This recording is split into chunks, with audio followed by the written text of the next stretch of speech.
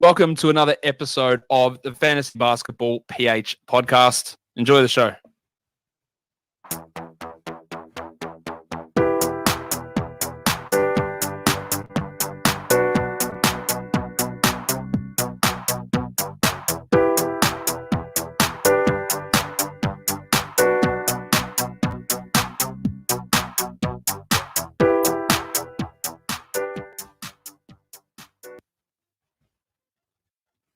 What is up mga paps? Welcome to Fantasy Basketball PH, your Filipino brand of fantasy basketball. So ayun, bagong episode ulit. Medyo naging busy tayo lately. So supposedly meron tayong episode yesterday, but unfortunately medyo hectic ang schedule. Pero today, ituloy ulit natin yung ating daily grind with respect to our fantasy basketball playoffs. So nagkumpisa na yan majority sa mga liga. Baka yung iba nga patapos na kasi may mga maagang liga. Yung iba nga ngayon lang umpisa. So nonetheless for sure playoffs na tayo. So with that said, kailangan nating bigyan ng pansin yung mga uh, different considerations for you guys, even me, to win those leagues. So paano natin gagawin yun? Wala nang trades. Obviously, sobrang tagal na nung draft. So ngayon, nakafocus na lang tayo ngayon dun sa ating mga drops. So yun yung ating pag-uusapan usually dito sa ating mga episode. And then after that, of course, meron tayong Q&A. So if you have any questions, comment nyo lang dun sa ating YouTube channel, sa ating Facebook page, and dun sa ating group.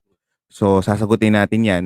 Pero umpisahan muna natin sa recap dun sa nangyari kanina. So merong several news na tingnan natin kasi wala na tayong time to prepare. So gawin natin to impromptu mga paps. Kaya natin gawin yan. Tulong-tulong lang tayo. Ito yung mga nakita kong mga highlights ng mga news in the past, at least simula nung weekend saka yesterday. So si LeBron James weeks away pa to return. So I guess if maagang babalik tong si Anthony Davis, it's gonna be him and probably hindi natin sure kung sino ang makakatulong niya. Pero for sure, kapag maglalaro na siya, kakainin niya lahat ng usage in his limited minutes. So I don't think off the bat 30 minutes agad siya. Probably 27-ish. Pero dahil malayo pa si LeBron, it means na magsasalitan na naman yung mga, utility guys ng Lakers. So you have Markieff Morris, minsan pumuputok, ganyan din si Kuzma. Mga inconsistent yan eh. KCP, itong mga last week, there are several occasions na gumagawa talaga si KCP. You also have Andre Drummond. So tingnan natin what would happen, especially na ito nga, matagal-tagal pa ata, weeks away pa to si LeBron James. Next, si Miles Turner, mga paps. So mukhang there's a big chance na out for the season na siya. So titingnan natin, hindi ko pa nakikita yung actual na news pero yun yung nakita ko. So madaming tanong, must add ba si Goga Bitadze? Ito lang ang masasabi ko sa inyo. It's been days bago siya nawala siya, 'di ba? And then kailan lang siya naglaro, na isang araw. Tapos apparently biglang injured ulit. So with that, I guess hindi must add si Goga Bitadze. I guess it's gonna be more Sabonis. And then, yeah, yun lang. So, sobrang short ng rotation ng Pacers. And then, naghahabol sila sa play-in. So, I guess, hindi talaga eh. Hindi magkakaroon ng playing time si Goga unless magkaroon ng foul trouble itong si Domantas Sabonis. O kaya, depende sa matchups. So, for me, hindi siya must add. Pero dahil limited na lang siguro, especially in deep leagues, yung mga pwede nyong stream. So, I also would suggest Goga Bitadze na stream. Pero just to answer the question, if he is a must-add player, I guess not. Follow in pala dun sa injury ni Donovan Mitchell, so hindi siya sobrang lala. He would be back in a couple of weeks from now, maybe days, pero looking at it, baka weeks. So tingnan natin kung aabot pa dun sa mga playoffs, pero ang mas importante sa kanila ay yung playoffs in reality. So at least may palag-palag pa rin po tong Utah Jazz kasi medyo masakit kapag nawala si Donovan Mitchell. So sino yung usual na nagbe-benefit kapag wala si Donovan? So tatlo lang naman 'yan. Ah, Mike Conley, Joe Ingles, saka si Kabayan Jordan Clarkson. So dun lang maglalaro-laro yung kakain ng usage. Salitan lang 'yan. So maybe Conley plays more. So yung mga naiinis sa mga Conley owners diyan na naiinis dahil syempre upo ng upo back to back. So baka ma-push pa siya na maglaro, depende siguro dahil baka mamaya okay na ang Utah doon sa standings nila. Definitely Jordan will step up. Nakita naman natin yan doon sa previous game. And then Tito Joe will get more those facilitating role dahil baka mag-step up nga in scoring itong si Mike Conley at itong si Kabayan Jordan. So yun yung nakikita ko dyan. Ano pa ba? Kung may nalilimutan ako mga paps, i-chat nyo lang. Ano pa ba yung mga latest na news na lumabas? Lamelo Ball nga pala. So 7 to 10 days na lang. For me, the question here is sasayangin mo ba yung ad mo just to stash Lamelo Ball? So dun sa mga alam nyong lamang na, obviously you have to stash Lamelo Ball. If hindi mo alam kung di, alam mo yun, wala kang means to know kung lamang na or paano mo i-utilize yung ad drop mo. Dun sa ating episode primer, we discussed how to do it. Nagturo ako kung paano gumawa ng Excel. At least you have an idea ano yung weakness, strengths mo, ano yung possible moves ng kalaban mo. So, I would suggest na balikan nyo yon yung episode na yon, at least yung bandang dulo. And then, for sure, marami kayong matututunan doon. So, if nagawa nyo na yon and then napo-project nyo na yung katapat nyo, I guess, it would be easier for you to decide if stashable itong si Lamelo Ball. Ito lang ang masasabi ko. I don't think magkakaroon siya ng basta-bastang minutes limit. He's still young. Nagshooting-shooting na siya, tapos babalik na siya doon sa pa-practice, at least individual muna. So I guess when he comes back, he's 100%. And he wants the Rookie of the Year award. So it's an added motivation. So for me, I'm expecting big things from Lamelo. Especially na hindi super healthy itong si Graham na naman. And then minsan nawawala din itong si Rozier. So tingnan natin. So if he gets healthy, for sure, he will have a lot of usage to take. Anong impact nito? Obviously, bababa yung usage nung mga umangat na players nung nawala siya. So, sino ba yung kumuha nun? You have Miles Bridges, um, Jalen McDaniels. Pag bumalik si Malik Monk, medyo mababawasan na rin yung value niya. So parang hindi na super enticing yung pag-stash kay Malik Monk kung mauunahan pa siya ni Lamelo Ball. So yun yung take ko dito kay Lamelo Ball. Would it impact Rozier and Graham? Yes, but it might not be that bad kasi we all know how good or how better Charlotte is when Lamelo is playing. So they really needed that energy and his facilitating capabilities sa kanilang backcourt. Okay. Sino pa ba? Chat nyo lang mga paps if you think may nalilimutan pa tayo, spatan natin 'yan. So yung mga questions dito, medyo dumadami na. Sasagutin natin 'yan isa-isa no mga papi para happy tayo lahat. Pero for now, balikan lang muna ulit natin si games kanina. Sobrang mabilis lang 'to kasi lalagpasan lang natin yung mga walang sobrang significant na pwedeng pag-usapan. So let's talk about Cleveland versus Detroit. Lamang ang Detroit ng 4. So so baka mapagalitan din Detroit nito. Talagang tinalo pa nila yung Cleveland. So obviously Cleveland is also tanking, and this is something na dapat ikatawan ng Cleveland kasi natalo sila. Pero tingnan muna natin. Something na i-take note nyo dito is Isaiah Hartenstein. Look at his stats. 13 points, 6 rebounds, 4 assists, 1 steal, 3 blocks. Guys, Hartensteiner, kung tawagin ko siya, from a WWF and WCW call out na si Steiner, yung magkapatid na Steiner. For me, worth it siya na sort of like soft hold na ad. He's a good player to the point na para na siyang time lord na bigyan mo siya ng 20 minutes, kaya niya mag-provide. Especially if okay yung lineup. Kasi hindi naman din ipupush ng Cleveland Cavaliers si Fro ng todo eh. I mean, si Fro meron din niyang history of injuries. So they really want him to be as healthy as he can for next season. Again, yung pinag-uusapan natin before about K-Love, I really think na i-showcase nila si K-Love. And habang tumatagal, ito, gano'n na nga yung ginagawa niya, 29 minutes.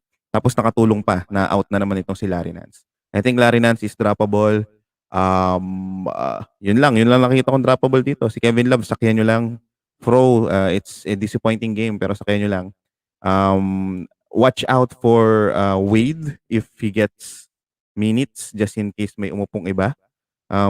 Okoro is getting a lot of minutes pero wala naman siyang ginagawa. So, isa siya dun sa mga mapapaisip ka na pag i-stream mo na parang i-add ko ba to? Kasi siya yung pinakamalaking minutes pero wala naman siyang ginagawa. Baka takbo lang ng takbo tong si Okoro no. So, Detroit Pistons, again wala na naman si Jeremy Grant and wala si Mason Plumlee. So, tuloy-tuloy na to. I'm pretty sure at some point if you have to decide to drop either of those players, you have to kasi hindi sila naglalaro ng back-to-back games And minsan even not yung sa mga hindi back-to-back games, hindi na rin sila naglalaro. So it's gonna be a numbers game pagdating sa playoffs. So for me, those are actually droppable. Huwag niyong deliberately i-drop na wala kayong ina-add at wala kayong plano. So yun lang ang masasuggest ko. Pero if you have to decide, I guess it's a green light for you guys. So napag-usapan na natin to si Stewie. I've been pumping him up, especially itong si Bay. Lagi kong binabanggit itong dalawang player na to na tiisin nyo lang pag dadating yung time or instance na talagang puputok sila. And ito na nga, nangyayari na. Ang isa pa na umaangat, itong si Killian Hayes. Back in our almost first episode, isa ako sa high sa kanya. And isa ako sa na-disappoint or napahiya din dahil hindi siya gumagawa. Pero ngayon, unti-unti na lumalabas yung tunay na game niya. Maybe he's getting more comfortable. The turnovers are still there, so medyo masakit. Hindi pa rin siya nagtititira. Pero he's definitely better than what he was playing before. So with that said, if you're trying to get more games and need some dimes and steals, I guess Killian Hayes is a strong add. I don't think may future pa tong sina Dane Smith Jr. or even Saben Lee. I think they will definitely want to see what Killian Hayes could do for the team. Something to take note of, Diallo sabaw na talaga siya. Pero itong si Frank Jackson, doon sa mga matagal na naglalaro ng fantasy, paikot-ikot na to sa league. Ang pinakanatandaan kong huling pinuntahan nito, I guess OKC ata sa New Orleans Pelicans. So he is a scorer. Yun lang masasabi ko. So pag nagkaroon siya ng chance, titira to, bibigyan ka nito ng madaming snipe. So if there's a chance to stream him, he's actually a good stream. Chicago Bulls at Boston, wala ako masyadong masasabi dito aside doon sa mga usual na tanong, ano bang mangyayari kay Mang Tomas kasi hindi pa rin tumataas yung laro niya. So the opportunity is there, the minute is still not there, maybe because sa injury niya sa back. So with that said, all engines are go for Kobe White. Watch out for Garrett Temple. He's been actually playing well, actually better than other bull players dito sa Chicago. Unti-unti na lang bumaba yung laro ni Tito Tad. Pero at least for this game, kita mo naman, in 16 minutes, nag-provide siya ng value. So, for me, hindi pa, if you need to cut players tapos walang-wala na, I don't think kailangan yung mag-isip pa kay Tito Tad. Yes, he's good. Yes, he's providing stats. But, I mean, guys, mahirap yung asahan na lagi-lagi niya ito magagawa within 16 minutes. If he's not getting more than 25 minutes, I'm gonna roll the dice on other players. Yun yung ang masasabi ko diyan. For Boston Celtics, I guess na may tanong din dito sa ating chat about Time Lord. So ano bang mangyayari kay Time Lord? Wala pang specific na update sa kanya. Of course, you have to keep him on your IL and even IL plus. Tristan Thompson is not the most likable add here. Kita nyo naman, he's getting 33 minutes even in the past games pero wala siyang masyadong ginagawa. So, anong gagawin natin? So, I guess it's gonna be your streaming slot. So, ito yung prime example na yung backup player nung na-injured or nawala na player, hindi masyado kapaki-pakinabang. Kung gusto mong sakyan si Tristan Thompson kasi minsan pumuputok ng mga 17 rebounds yan. Sure, why not? Pero in the past games, medyo disappointing. Especially against Chicago. Guys, Chicago has a weak front court even with Vucevic. So, I was expecting na kahit matalo ang Boston, makakuha man lang ng madaming rebounds itong si Draymond Green tuloy, itong si Tristan Thompson. Pero alaws eh. GSW nanalo against Philly. Wala din akong sobrang mababanggit dito. Probably Kelly Oubre. I guess Kelly Oubre is droppable as well. Posibleng umangat ulit yung laro niya pero wala eh. You have to decide right now. You have to go with the hot hand. And currently, wala masyadong ginagawa si Kelly Oubre. And I guess he's still banged up. So, he's one of those fringe guys na pwede niyong ikat. Sinong pwede niyong ipalit dyan? Kung GSW ang gusto niyong tingnan, you have to add Kevin Looney. Especially if you need rebounds. Kaso yun lang ang mapoprovide niya. Wala siyang masyadong points. Hindi din siya consistent in defense. Pero rebounds, mabibigyan kanya. So I guess, yun lang yung impact within the team. So, kung meron kang Kelly Oubre, hanap ka na lang ng ibang okay na player aside from other GSW or Warrior na players. Sa Philly, wala. Actually, wala naman ditong new eh. Abangan nyo lang lagi kung kailan hindi maglalaro si Joel Embiid. So, if every time na hindi siya maglalaro, obviously, umaangat yung ibang player. So, for this instance, it's quite surprising na hindi naglaro si Tobias at itong si um, Ben Simmons. Usually, ang gumagawa itong si Shake Milton. Pero I guess, at this point, especially against a, decent team, kailangan nilang ilabas yung mas better player, I mean, in reality. So, with that said, I personally think na hindi pa ganun kahinog si Milton. So, that is why more minutes for Seth, more minutes for Danny Green. And even Korkmaz got more minutes than him. Ang daming mas better sa kanya. You have Ty Bull, even Tyrese Maxey is arguably better than Milton maybe in the future. So, pinatay tayo yung mga nag-DFS na umasa. Medyo napatay dyan kay Shake Milton. So, watch out lang kayo dyan. Unless walang ibang option, I guess, pili na lang kayo ng iba kasi karambola to. Aside dun sa mga starters. San Antonio and Indiana, unti-unting humahabol lang San Antonio. Again, Derek White is finally shooting better. So, kita nyo naman dito, 6 out of 11. So, medyo tinetik na talaga niya yung shooting. One thing to take note of dito sa San Antonio, nung nakaraan, inupo nila si Jakob Poeltl. So, every time nauupo si Jakob Poeltl, you have to expect more rebounds and maybe better performances from Keldon Johnson. And of course, yung direct backup niya na si Drew Eubanks. Actually, Drew Eubanks is actually providing stats now kahit off the bench siya. So at least dito, dahil medyo lamang sila at fast pacing, talagang nakakuha siya ng maraming stats. For Indiana, sobrang short rotation, may mga walang players dito.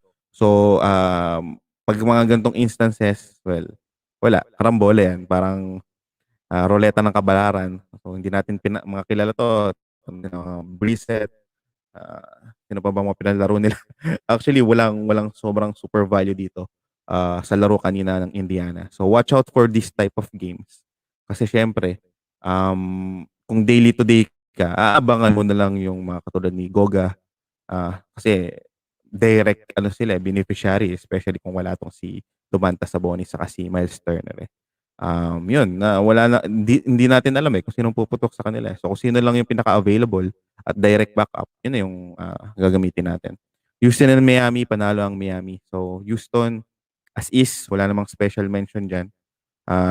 Naglalaro pa rin si Wall, naglalaro pa rin si Wood. So hindi masyado aangat yung iba. Kevin Porter, wag na kayong mag-alala dyan. Kahit hindi na kasing putok na putok before. At even maglaro si John Wall, magpo-provide pa rin ng stats yan. So for me, hold pa rin siya. Kasi sobrang weird na maraming managers na gusto mag-drop kino-consider na i-drop si KPJ. For me, he is one of those players na matutulungan kayo sa playoffs. Unless otherwise, siya na yung pinaka-weak nyo. So ibig sabihin, sobrang ganda ng team nyo. For Miami Heat, watch out for the likes of Trevor Ariza and the Dragon kasi nitong mga nakaraan, pati ito si Kendrick Nunn, sila talaga yung gumagawa So, if Butler keeps resting, that goes as well with Adebayo. So, watch out for these guys. So, like dun sa post natin nakaraan, maybe yung mga ibang okay na schedule for this week, hindi ganun ka-okay yung roster nila in terms of streaming. So, dahil doon, shift tayo doon sa ibang teams. Kahit na medyo most of the time laging yung core players nila yung pinapalaro, meron pa rin mga instances na katulad ngayon na nabalasa yung lineup, wala yung kanilang mga main man. So with that said, magkakaroon ng value ng iba. So mahirap tong tantyahin kung daily tomorrow ka. Kasi minsan delayed yung update ng status eh. So I guess pinaka magbe-benefit dito yung daily today. Sa daily tomorrow, uh, it's either you roll your dice, check nyo lang yung matchup. So dito naman kitang-kita, kalaban ng Miami ang Houston. So kung meron kayong balita na, uy, baka umupo to, most likely uupo yun. Kasi, ano mo yun, um, they need to rest eh. Masyadong congested yung schedule. And for me, sobrang valid na mag-retaliate yung mga teams dun sa fining. Kasi talagang, ang dami nang nai-injury. So, nag-gets ko kung bakit nagre-retaliate yung mga teams. Phoenix and Milwaukee finally naglaro ng itong mga core players nila and it went to overtime. So, not super fun. Pero kita nyo naman, halos lahat gumawa. Short rotation again. Wala eh. Wala naman ako ditong sobrang i-highlight. Walang umaangat na pang stream. Um, dalawang cam lang siguro kapag ang kalaban nila weak na players. So, posibleng magpahinga si Chris Paul and even Booker. Not necessarily out, pero for sure limited minutes. So, abangan niyo yung mga campaign sa Cam Johnson. Ito namang Milwaukee, well, same news pa din. Finally, better game for Giannis Antetokounmpo. So, yung mga owner ng Giannis, medyo nakangiti kayo ngayon. I hope hindi maglaro pa rin siya sa mga susunod. Pero yun, it's really hard to own Giannis at this point, especially kung naghahabol kayo sa playoffs. Okay, si Washington, obviously, hindi na nila pinalaro si Dort, hindi sumasablay. Merong tanking violation, mga paps. Ang big news dito is Moses Brown. Is he a drop? Um, sure, why not? He's not playing well, pero bibigyan ko siya dito ng pass dahil foul trouble siya. He's not playing well even in the past games. So, for me, mahirap kasing pakawalan yung upside eh. So, kung kaya ko pang i-hold ko just because OKC has 5 games next week. So, it might be worth it. Pero kung walang-wala na yun, you have to decide. Again, pwede nyo na siyang i-drop. Doon sa mga nag-hold kay Beasley, napapakinabangan nyo na si Beasley ngayon. Wala naman dito masyado i-highlight. Poke is back, so keep him rostered. Medyo sabaw lang yung turnovers lately. Pero nung isang araw naman, 6 blocks eh. So nakabawi-bawi naman sila. Washington, nakaka-disappoint na hindi pa rin makawala-wala tong si Denny Avdia kasi pumapalag pa ang Washington. So again, Washington has one of the best schedule for this week. But unfortunately, limited lang yung kanilang rotation. To the point na kahit sobrang solid na Andy Gafford, if he's getting this 15-minute uh, playing time sa laro, I'm not super hyped to trust him. If there will be a situation na kailangan ko siyang i-drop, I might still drop him. Again, at this point, mas titingnan ko kung sino may opportunity compared dun sa upside. So, si Moses Brown is different because he's still getting the minutes. Ang problema lang yung matchup sa kayong foul. So, pag nagdalawang laro pa na ganito, well, super cut na siya. Ayun. Wala din tayong pag-uusapan dito eh. Watch out for Bertans. Medyo nahuhulog na yung mga tira niya. Baka nabulungan na siya kasi sayang naman yung 80 million na bayad sa kanya, di ba? Pagkakamig, paps, chill-chill na lang. So, kailangan pagtrabahuhan niya. Washington wants to be in the play-in tournament.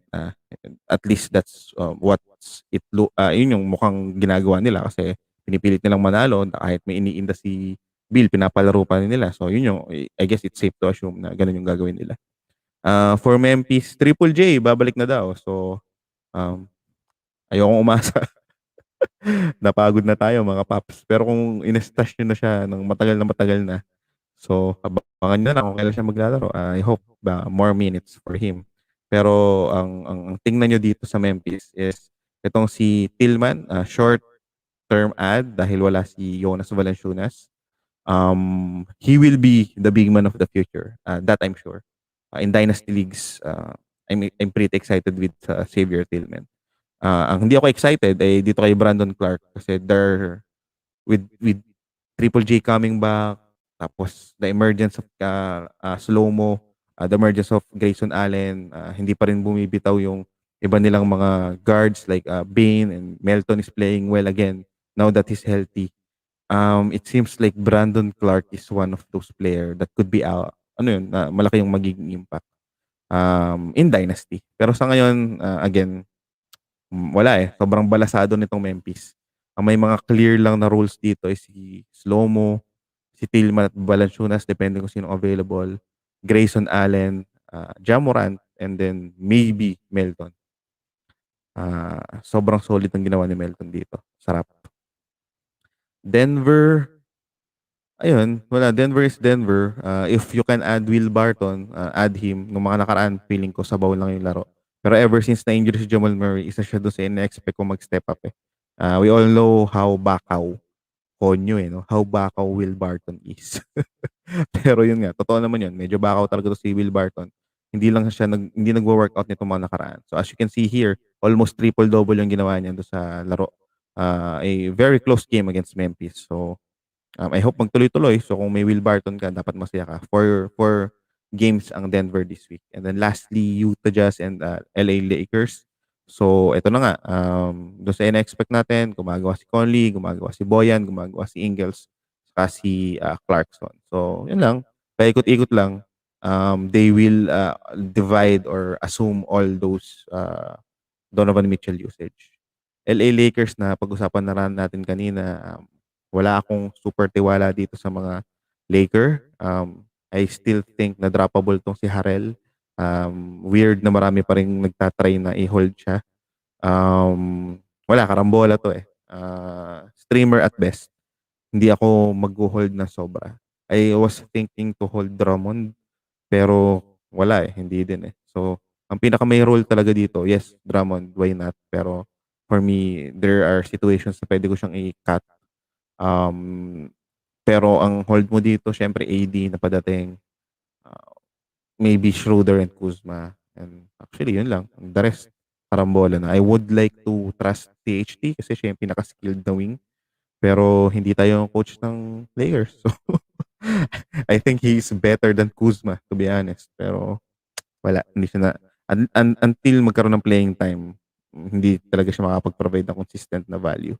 There are runs na sunod-sunod na games mabibigyan siya ng playing time, pero if you notice, those runs are actually dependent na either wala si Caruso, wala si Morris, wala si alam mo yun, may mga out. So it's hard to consistently think na laging wala yung mga players na yun.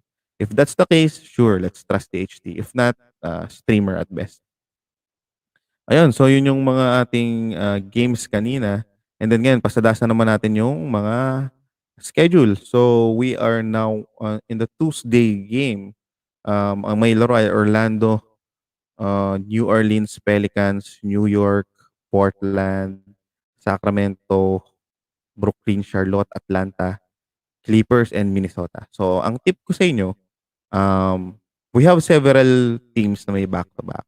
So you have Atlanta, Brooklyn, Clippers, Minnesota, Portland, saka Sacramento. Kaso, depending on your roster, I think mababaliwala yung pag-asa nyo na ng back-to-back na games out of the players na naglaro sa mga team na yun kasi 12 games tayo sa Wednesday. So for sure, pagdating ng Wednesday, inaasahan mo na mapalaro, for example, yung napulot mo na Brooklyn Net or na Atlanta Hawk, posibleng hindi pa rin sila maglaro kasi puno na yung Wednesday mo. So ngayon, ang gusto kong gawin nyo, if you're trying to add a player, double check nyo agad yung Wednesday nyo. Kapag nakita nyo punong-puno na siya, ileles prioritize ko yung mga players or mga teams na merong back-to-back Tuesday, Wednesday. So ang hahanapin ko ngayon, yung mga may pseudo back-to-back. So skip counting tayo. Ang hahanapin natin, yung Tuesday, Thursday. Para one add nyo lang, meron agad 2 games. Again, kung hindi kumpleto yung roster nyo ng Wednesday, cool pa rin ako na i-add nyo yung mga may back-to-back games. Pero kung wala, I would suggest to do a pseudo back-to-back approach. Kasi sa Tuesday, saka sa Thursday, 5 and 6 games lang naman. So for sure, may mga slot kayo dyan. So sino ba yung may mga laro doon? you have Charlotte Hornets. Ang kagandahan pa sa Hornets, kaya gustong-gusto kong Hornets for today na add is 4 games sila, pero hindi sila naglaro ng Monday. Meaning, if you add him today in Tuesday, yung 4 na games nila intact pa rin. So, kung na-utilize mo ng maayos yung ad drop mo last week, additional 4 games ka pa dito. So, technically, that's plus 2 games. So, yun yung kagandahan ng Charlotte Hornets. Ang pangit lang dyan, wala na kayo halos mapupulot sa Hornets. So, probably Caleb. So, siya na lang yung nakikita ko na pwedeng available. Other than that, hindi ko sure kung meron pang addable kasi healthy na si PJ Washington. At andyan na ulit si Rozier. So, siya na lang yung nakikita ko na pwedeng pang add. Cody and Bismack, mahirap pagkatiwalaan. Baka masayang lang yung mga ads nyo kasi hindi consistent eh. Especially, andyan na si PJ Washington. Okay. And then, ano pa ba? Actually yun lang yung mga nakita ko na, hindi. Pagkatapos ng Charlotte pala, meron pa. You have New Orleans Pelicans. Kaso ang New Orleans Pelicans, 3 games lang. So for sure, kapag pagka-utilize nyo dun sa ad nyo ng isang Pelican, kung sino man yan, maybe um, sino bang mga pwedeng dyan sa New Orleans Pelicans? James Johnson, available pa ba siya? Jackson Hayes. Um, Yan yung mga players eh. Meron pang isa yung SF eh. Teka, ano bang pangalan na itong SF na to? Puntahan natin sa, alam ko, inad ko to eh.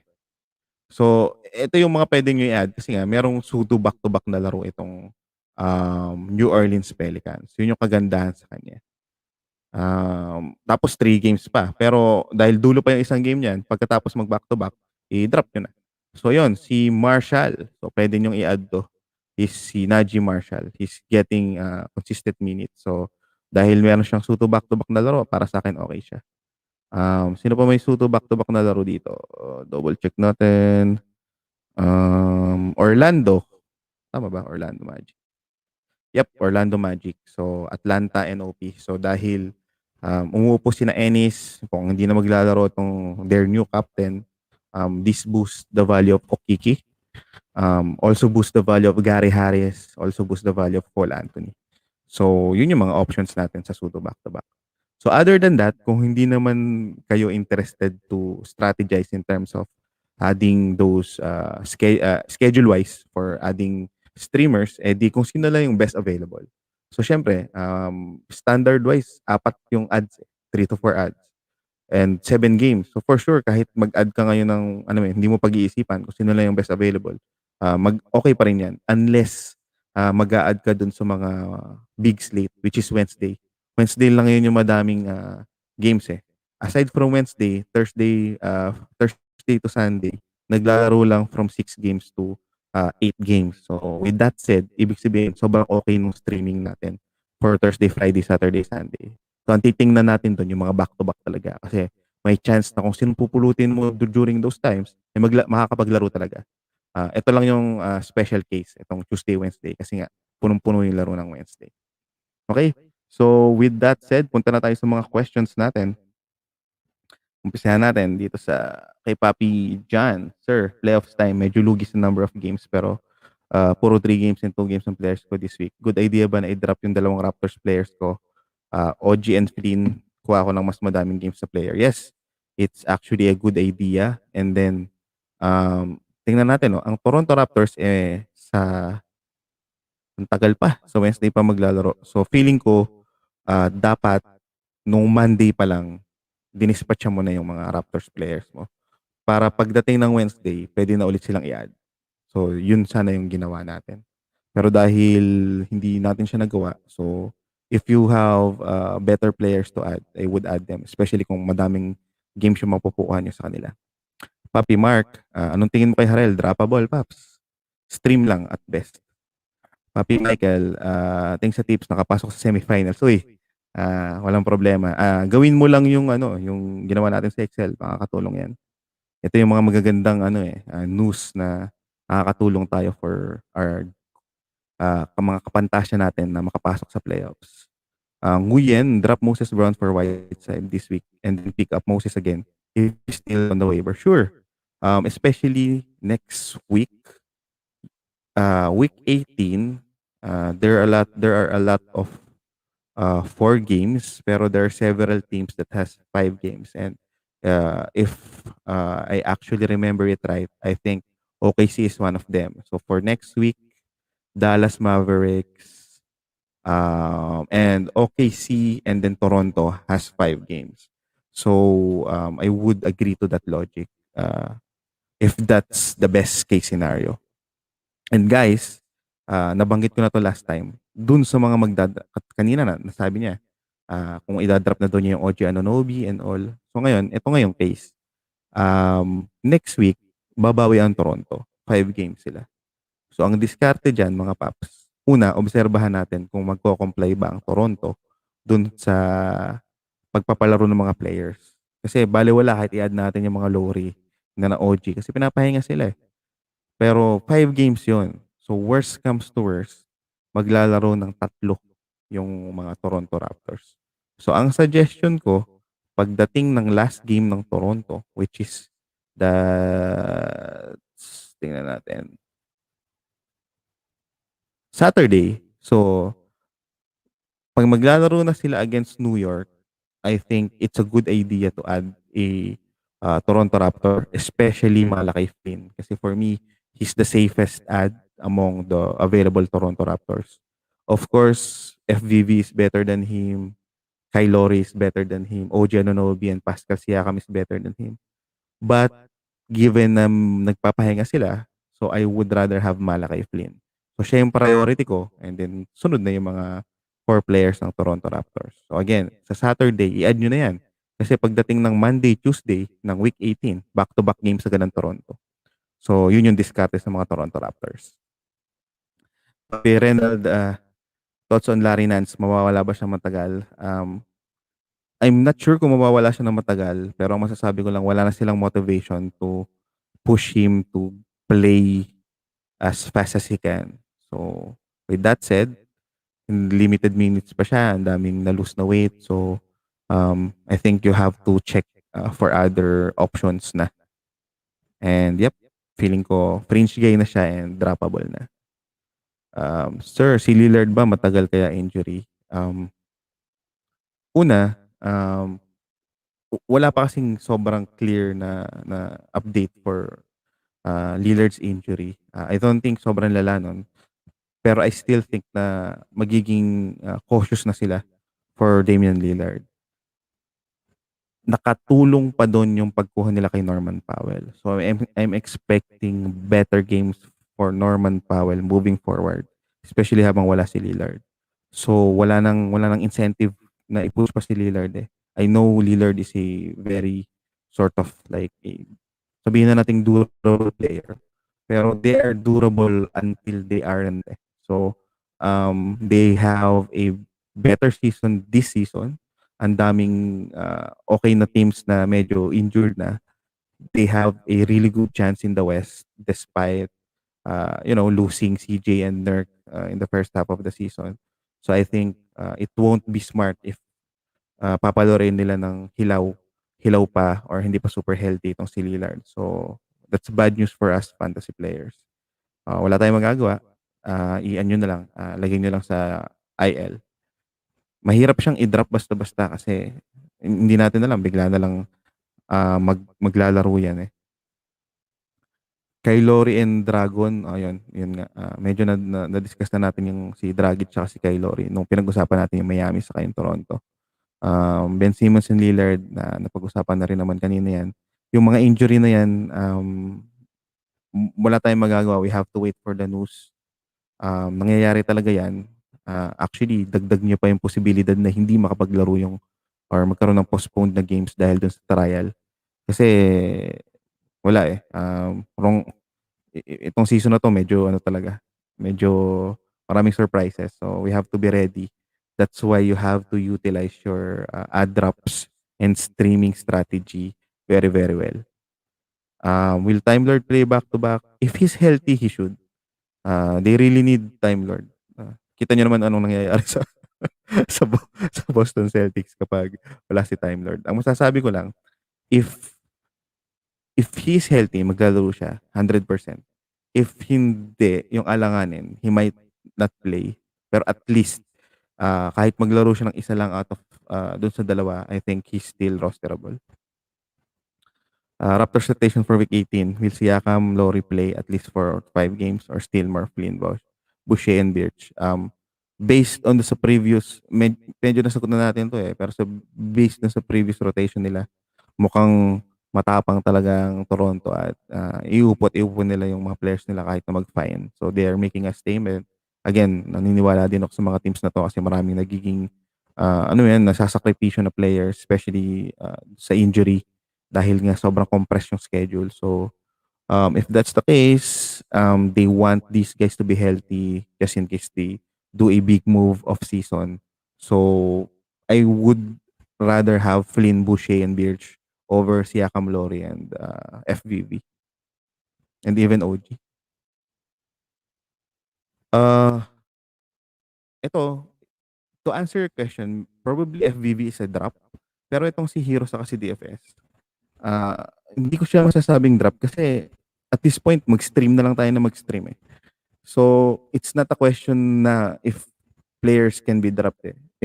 The question is, ano yung kailangan mo na stat at sino yung may madaming games. So, yun na yung basihan ngayon. So, hindi ko alam yung buong roster mo. Probably if these are your weakest player, then yes, drop to stream. So, ensure mo na may mapupulot ka bago mo i-drop kasi baka mamaya drop lang.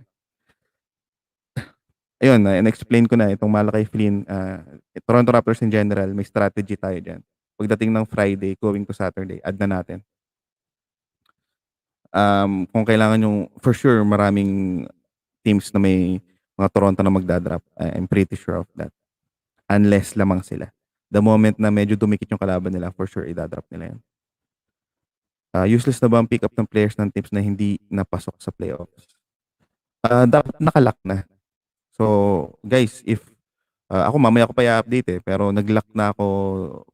So, week 1 namin ngayon for the playoffs. Majority of my leagues na komisya ko. So, dapat lahat ng eliminated, lock na yan. Lock na lahat ng team. Dapat wala na silang maging move. So, yun yung kung ang tinutukoy mo is yung liga dun sa fantasy.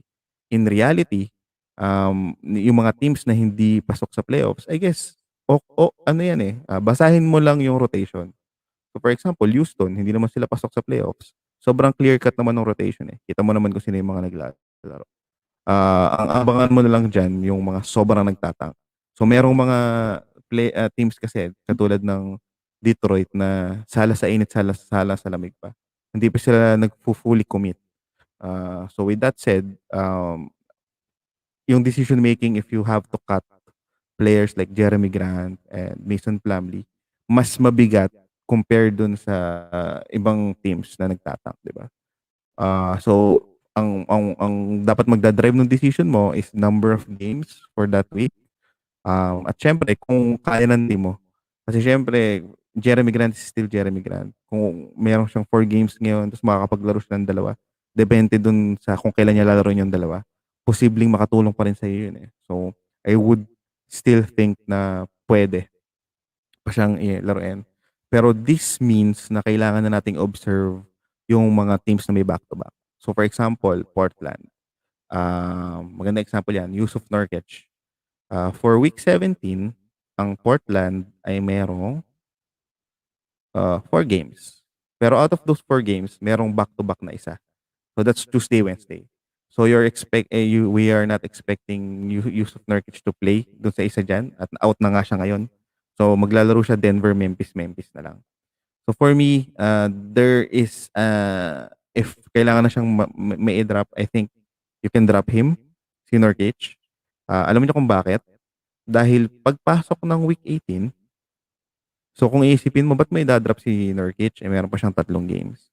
Una, limited pa yung minutes niya. Tapos, itong situation na to, kapag walang-wala ka na lang. Kung kaya mo pa siyang i-hold, of course, i-hold mo siya. So, tingnan natin yung week 18 natin. So, ngayon, -1 na yung games niya. Kasi nga, hindi siya naglalaro ng back-to-back. Next week, ganun ulit. Sa umpisa ng week, back-to-back agad ang Portland. Tuesday, Wednesday. So, hindi siya maglalaro ng isang game dito. Tapos, before week 18 ends, yung Sunday, Monday, papuntang week 19, back-to-back naman ng Portland. So, supposedly, meron silang 2, 4, 5 games. Pero dahil may mga back-to-back games dito, ang malalaro lang ni Yusuf Nurkic is 3 games. So, you have to consider that scenario. So, kaya kung ako sa inyo, yung mga nililista natin na may possibility to sit for back-to-back games, kailangan nyo nang i-foresee yung mga upcoming games. Kasi, you're hitting two birds in one stone. So, akala mo, mababawa, alam mo yan, hassle siyang i-drop. Pero if i-drop mo siya, tapos pupulutin siya ng kung sino mang team na pupulot, na hindi nila na nare-realize na may padating na back-to-back. So, masisira mo pa yung laro niya. So, in a sense, two birds in one stone. So, hindi to sobrang perfect example. Pero as you can see, within what? Within 9 games, 4 na games yung nawala dahil may back-to-back si Nurkic. So, for me, depending dun sa build ng lineup nyo, I guess there are instances na pwede kong ikat si Nurkic. Hindi ko sinasabi na i-drop nyo si Nurkic. Nagbigay lang ako ng example. I dropped Tadeus Young due to PT prior to his Boston game earlier to activate Oubre. Pero mas maganda pa pala yung stats niya despite playing time, resulting to cut Oubre for PJ Washington for games for this week with similar 9 cut. Right move ba knowing available din si Kevin Huerter with 4 games? Well, una, nagawa mo na. So, feeling ko wala na tayong magagawa dyan na add mo na.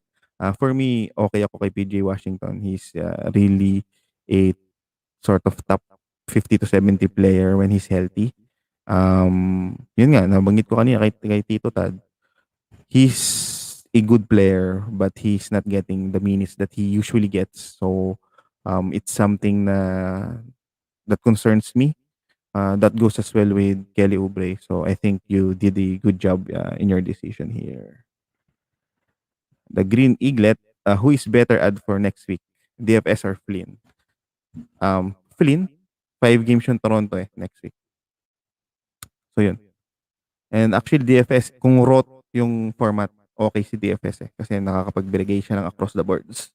Pero Flynn pa din. Okay. Ito, ano ba to?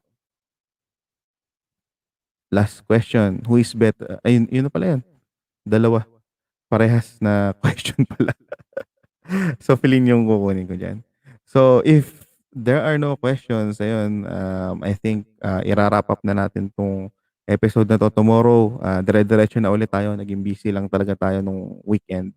Pero we'll still do this type of format. Reviewin natin yung previous games, reviewin natin yung schedule, and then magkaroon tayo ng Q&A. So, playoff grinds yan. Dire-diretso natin to. If you have any questions, chat lang kayo. Maybe delay yung pag-response ko, pero for sure, sasagot pa rin ako.